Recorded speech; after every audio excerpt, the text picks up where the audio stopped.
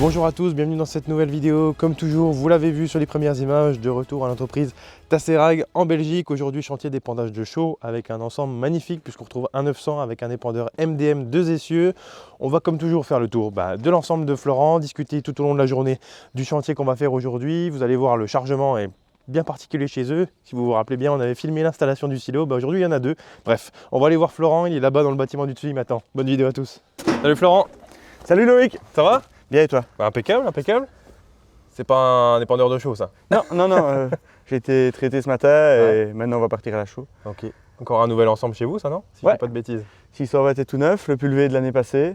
Impeccable. Donc qu'est-ce qu'il y a de prévu aujourd'hui? De la prairie. Ouais. On va aller pondre des calcaires aux prairies. Ok. Comme ça tu pourras voir aussi qu'on a installé un nouveau silo l'année passée. C'est ce que j'ai dit dans l'intro, j'ai vu en arrivant qu'il y en avait un deuxième. Voilà. L'ensemble est là-dedans, je suppose. L'ensemble est là. Parce que je ne l'ai pas vu dans les autres bâtiments. Il est plein, il est chargé? Il est vide. Il est vide, donc tu vas charger avant d'y aller. Ok. Bah écoute, je te filme sortir tout ça et puis je te poserai 2-3 questions sous le silo pour... Ok, parfait. Ça marche? On fait à tout à l'heure.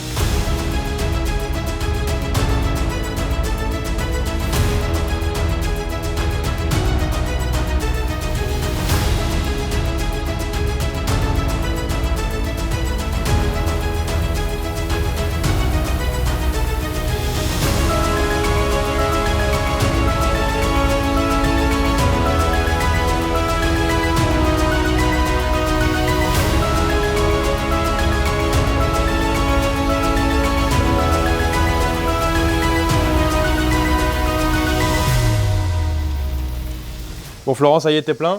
Oui.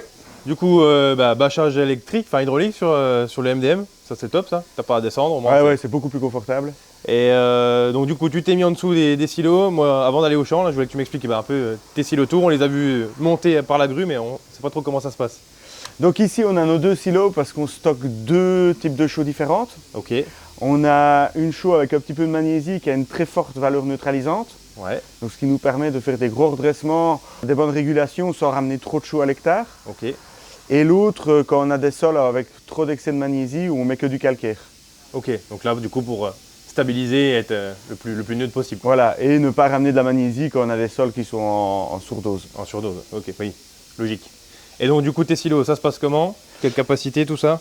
Mes silos, on a des capacités de 200 tonnes de chaux dans chaque. Comment ça fait?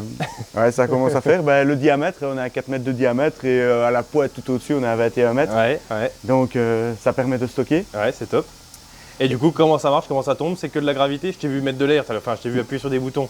Non, en fait, on injecte de l'air, tu peux le voir par les petits tuyaux là, qui vont permettre de venir casser le cône qui se forme dans le silo. Ouais. Et donc la chaux, quand elle va couler, elle coule beaucoup plus fluide. Ouais. Ça coule comme de l'eau. Et alors le semoir, on le remplit en 4-5 minutes grand max. Au grand max, oui, t'as pas mis autant là. Ouais. Ok. Voilà, et là, quand on aura pesé, on va être à 19 tonnes. Ok.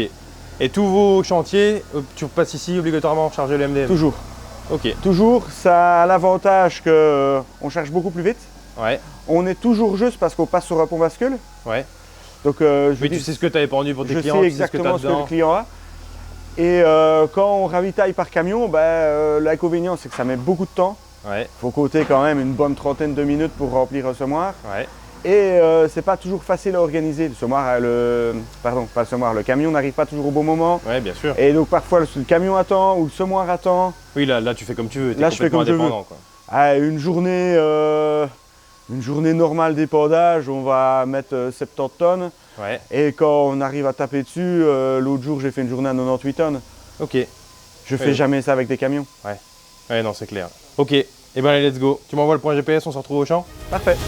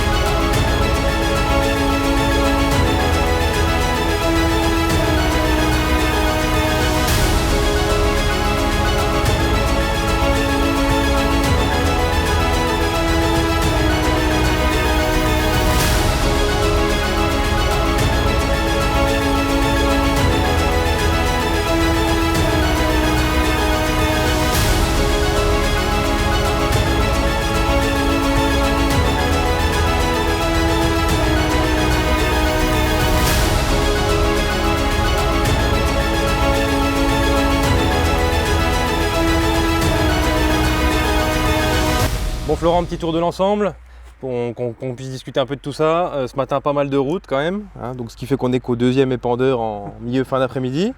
Vas-y, je te laisse attaquer par un bout l'ensemble qu'on a derrière nous. Alors on a le 900. Ouais. Ça c'est notre tracteur de tête sur l'entreprise. Ok. D'habitude il est attelé dans la faucheuse, que tu as pu voir dans le bâtiment tout à l'heure. Ici, à cette période-ci, soit il est dans le chômeur à chaud, soit en préparation de terre. Ok. Et comme chez nous on est encore un peu tôt pour ouvrir les terres à maïs, il est dans les pendeurs à chaud. Bah, puis vu les coteaux qu'on a vus ce matin, c'est difficile à montrer en image les coteaux comme toujours, mais il y en avait besoin quand même. Ouais, mais là ça allait encore. Ça allait encore. Ça allait encore.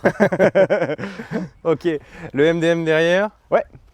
Voilà, ici c'est une nouvelle machine chez nous. Ouais. C'est déjà la 4e machine de cette marque-là. Ah oui, ok. On a été voir la concurrence et on revient toujours sur notre MDM. Ok. Machine qu'on connaît très bien, machine qui a une certaine valeur de revente. Ouais. Comme nous, on remplace régulièrement le matériel. Ouais. Question usure maintenance, très simple. En maintenance, il n'y a rien. Enfin, tu graisses ta rampe, tu graisses tes essieux, tes poids de graissage et puis c'est tout. Et ton ancien épandeur, du coup, ce mort, tu l'avais revendu au bout de combien de temps? On avait fait 10 ans avec. Ah oui, quand même, oui. Et 10 ans, pas de panne, pas d'usure, Non, pas rien. de... Ok. Ok. Pourtant, la chaux, c'est quand même corrosif. Hein. Ouais, mais réel, la seule chose qu'on a fait, c'est raccourcir le tapis, le tapis une fois. Donc pas grand-chose. Ouais, non. Tu nous expliques comment ça marche un peu? On a notre caisse. Dans la caisse, elle est séparée en deux au milieu. Ouais. Ah, c'est pour ça que tu m'as ouvert la bâche tout à l'heure pour me montrer. Comme ça, tu voyais un peu la séparation. Ok. Ça permet deux choses. Comme on est sur des marchandises qui se déchargent toujours par l'avant, Oui. ça permet de garder du poids sur le tracteur. Ok, super. Et alors, on a des chapeaux dedans qui permettent de ne pas écraser le tapis. Donc déjà, d'une part, on n'a pas énormément de poids en direct sur le tapis. Ouais. Et d'une autre part, on n'a pas une voûte qui se crée. Donc on a toujours notre marchandise qui descend. Et donc à l'avant, on le laisse fermer au début. Et puis quand on est à la moitié de l'épandeur vide, on relève à l'avant et ça repart. Et ça part de l'avant de la cuve. Enfin, je peux toujours. Toujours ça part de l'avant. toujours de l'avant vers l'arrière. Même sur celle de derrière. Même sur celle de derrière. Ok. Ici, avec les densités de produits qu'on a, on va varier entre 17 tonnes et au plus élevé qu'on a chargé, c'était 24. Ok. Bon, c'était une erreur de notre part, on s'est un peu emballé et on n'avait pas trop de kilomètres donc ça allait, mais voilà, c'est pas l'idéal. Ouais, ça sert à rien de blinder non plus. Ouais, non. Ok, la largeur, enfin la rampe, tout ça qu'on passe derrière. La rampe, on a une rampe de 14 mètres. Ok. Ça, tu peux avoir plus gros? Non. Non, c'est on peut avoir du 12 ou du 14. Ok. Ils veulent pas faire plus grand pour plusieurs raisons. Déjà pour garder du standard. Ouais. Eux, ça leur permet que si demain on a malheureusement un accident, on flague une vis, ils en ont une en stock. Ils ont du stock, ouais, voilà. c'est clair. Donc ça, c'est quand même important. Gros point positif qu'on a sur cette machine-ci et qu'on avait déjà sur les autres, on a une sécurité non-stop dessus. Donc quand on vient taper dans un corps étranger, la rampe, elle peut bouger. Dans les deux sens? Dans les deux sens. Je peux te montrer si tu veux. Ouais, carrément. Ah, ok. Et donc le câble la retient un peu. Ok. Désolé pour la poussière. Ouais, c'est bon, j'ai l'habitude, j'en ai pris toute la journée. Ça, c'est top. Donc ça, c'est un gros avantage. Ici, la vis, elle n'est pas dégressif. Donc pour avoir la plus grande homogénéité possible sur notre largeur d'épandage, notre vis, le pas varie en fonction de la longueur. Et nos trous pour de vidange aussi. Ah, ce qui fait que tu arrives à avoir du produit régulier sur toute la rampe. Sur toute ma largeur. On a certains épandeurs où on voit qu'au bout, il n'y a pas grand chose qui coule. Voilà, et ça aussi l'adapter en continu. Ok. On a notre moteur électrique ici qu'on règle depuis la cabine. Ouais. Ce qui fait bouger la latte. La latte en ok. dessous des trous qui va nous agrandir plus ou moins fort le trou. Ok. Et donc du coup, l'amener dans ces vis, ça se passe comment? Pour l'amener dans les vis, on vient avec... hop, comme ça, on devrait voir un peu mieux. Attends une seconde. Je t'ouvre ça aussi pour essayer de voir au mieux. Voilà. Ok. Donc ici, on a notre tapis en inox. Ouais. Donc c'est une chaîne en inox. Alors le gros avantage de la chaîne en inox par rapport à d'autres sortes de bandes transporteuses, déjà on a notre caisse qui est complètement fermée. Et alors aussi, plutôt que d'avoir tout le poids qui est sur notre tapis, on vient à travers les mailles et on tire la marchandise plutôt que d'appuyer dessus. Ok. Ce qui nous permet d'avoir...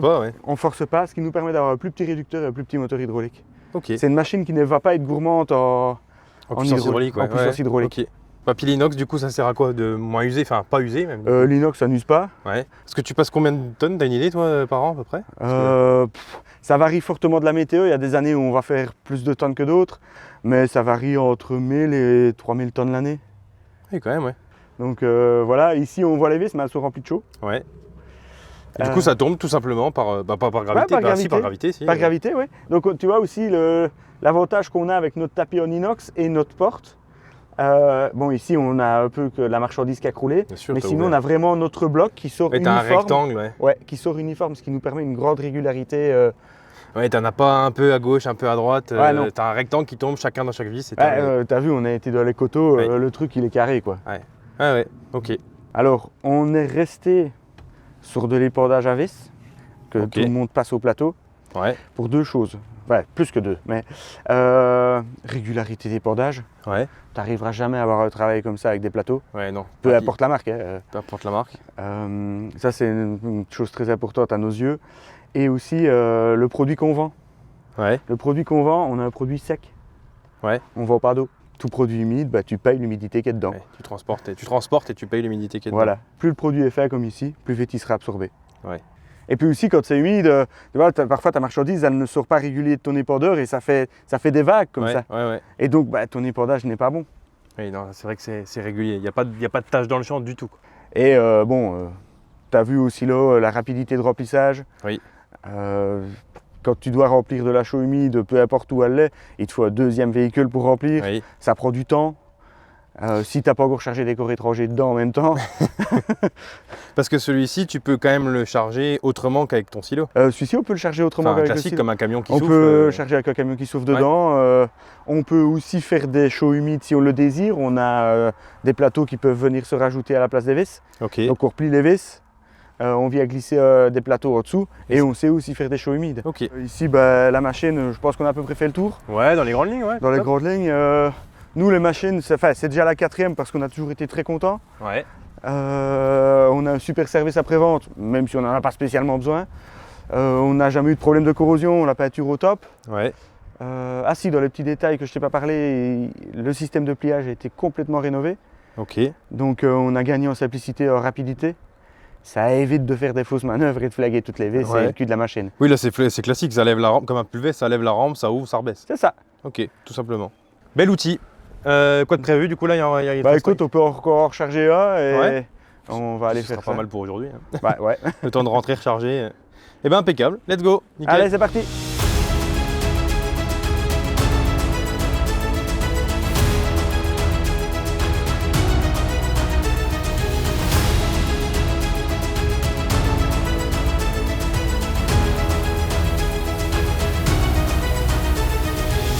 Tiens Florent, deux petits mots en cabine avant que les belles lumières arrivent. On nous explique un peu comment ça se passe en cabine par rapport au boîtier, tout ça. Ben là, on a toute notre partie gestion de régulation. Ouais. Donc on encode le tonnage qu'on veut, la densité du produit, etc. Ok. Et puis il régule lui-même. Et alors ici, on a tout notre boîtier qui nous sert pour le dépliage, pour ouvrir le chapeau avant qu'on a vu à l'intérieur, Ouais. pour ouvrir la trappe derrière, pour ouvrir et fermer les latons inox. Ouais. Et Ouais, t'as voilà, tout c'est aussi simple que ça. Tout sur le boîtier là. Là au GPS, tranquille. Là au GPS, le petit truc qu'ils ont réussi à nous faire sur cette machine, qui n'est pas plus mal, sur l'isobus, ils ont quand même réussi à paramétrer deux petites fonctions bien sympas. Ouais. Mes vis, je sais les remonter latéralement, séparément, gauche-droite, Ok. depuis mon joystick, ce qui me permet, quand je suis dans un talus ou quoi, plutôt que d'avoir la vis qui voudrait aller s'enterrer, ben, je la relève un Je la petit peu. relève un petit peu. Voilà. Ok. Ouais, c'est top ça. Et t'as pesé là-haut, on voit qu'il y a 0. T'as pas de pesée du coup? J'ai pas de pesée. Ok, bah, je J'ai veux dire, pas de chez pe- toi, de toute façon, t'as la bascule. J'ai la bascule qui est étalonnée, donc là on est vraiment en ordre au niveau Ouais. de ce que je vends comme produit. J'ai toujours Oui. les mêmes densités, j'ai toujours, je Oui, sais que dans oui. un produit A j'ai telle densité, produit B j'ai telle densité. La machine est prééquipée, on a l'emplacement pour mettre les pesons, etc. Ok. Et il me semble pas qu'on en ait parlé, on a parlé de la capacité, la largeur de travail, et tu travailles à combien aujourd'hui? Enfin, t'es pas en combien? Ici on est à 2 tonnes hectares. 2 tonnes hectares, ok. On varie souvent entre 100 kg à 2 tonnes, 2 tonnes et demie quand on va monter sur des redressements. Après, on ne peut pas monter non plus trop haut parce qu'à un moment donné, on risque de créer d'autres blocages dans le sol Oui. parce que on a voulu remonter le pH trop rapidement et c'est pas bon non plus. Ouais, c'est clair. Bon, bah, impeccable. Place aux dernières longueurs de la journée.